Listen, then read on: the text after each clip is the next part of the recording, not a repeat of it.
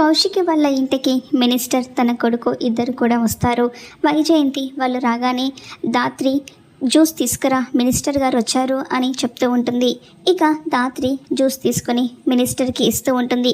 ఆవిడ కోపంగా జ్యూస్ తీసుకుంటూ దాత్రి వైపు చూస్తూ, నువ్వు ఎస్ఐ కావ్య కూతురువి కదా అని అంటూ ఉంటే, అవును అని దాత్రి చెప్తూ ఉంటుంది.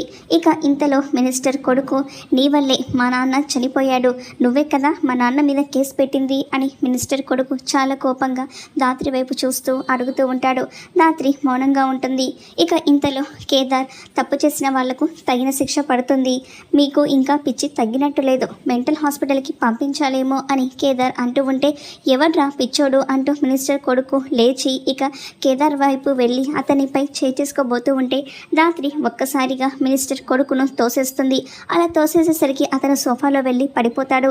దాత్రి అంత బలంగా అంత పవర్ఫుల్గా అతన్ని తోసేసేసరికి కౌశికి, నిషి, వైజయంతి అందరూ కూడా షాక్ అవుతూ దాత్రి వైపు చూస్తూ ఉంటారు.